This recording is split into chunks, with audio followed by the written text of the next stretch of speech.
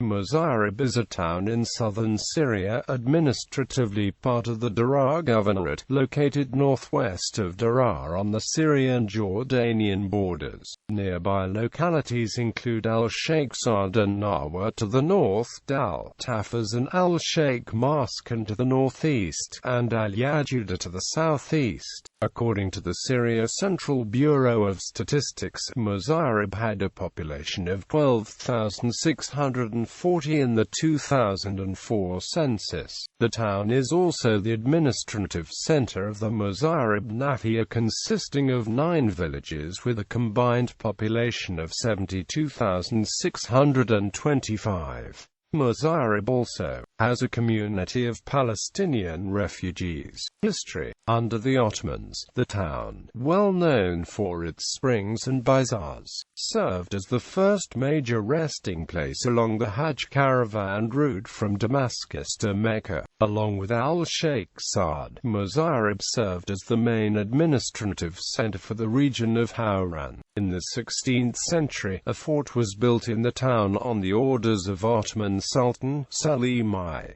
Its builder was a certain Haytham.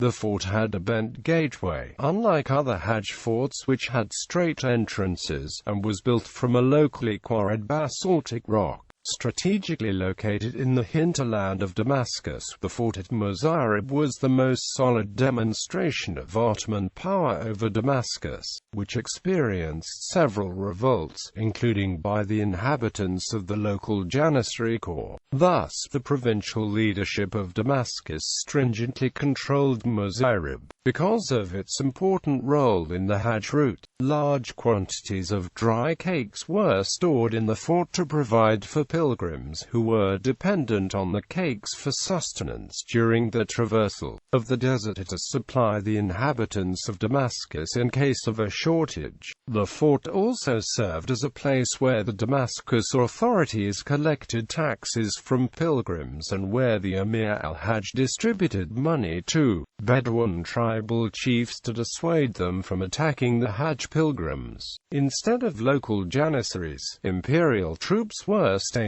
at the fort of Muzayrib. By 1672, the fort had an 80-man imperial garrison, a 300-man force of irregulars commanded by a local military official. It was also the residence of the Qadi of Hawran. At the time, the fort contained a mosque, small bathhouse and storage rooms containing government and merchant goods. Between 1517 and 1757, the Hajj caravan at Muzayrib was attacked 5 times by Bedouins. In 1770, the rebel Egyptian army of Ali Bey led by Ismail Bey and an allied force led by Zahir al-Umar, the Arab strongman of the Galilee, stopped at Muzayrib on the way to capture Damascus. When they reached Muzayrib to face off with Governor Uthman Pasha, Ismail Bey decided to retreat because the encounter coincided with the arrival of the Hajj caravan in the town. Zahir unsuccessfully protested the move and the rebel armies withdrew. In the 19th century, the fort at Muzayrib contained large warehouses, minor dwellings and a small mosque. A spring located to the northeast emptied into a pond containing abundant fish.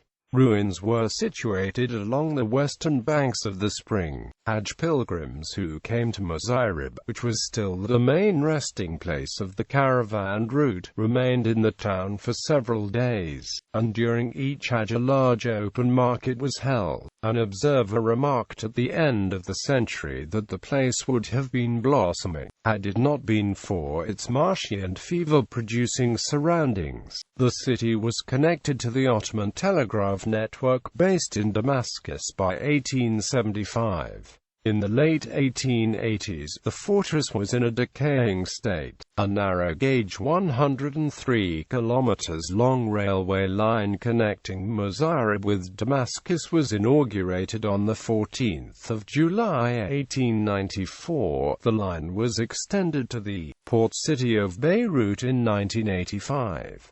The railway, owing to its construction along an undeveloped trade route, was a financial failure. However, it helped to open up Lebanon and develop the agricultural industry in the fertile volcanic plains of the Golan and the Hauran, making them the leading producers of wheat crops in the Middle East. By 1988, the fort at Muzayrib was largely ruined, and within 10 years, about two-thirds of its masonry had been reused by the local inhabitants for modern buildings in Muzayrib and villages in the vicinity. Bibliography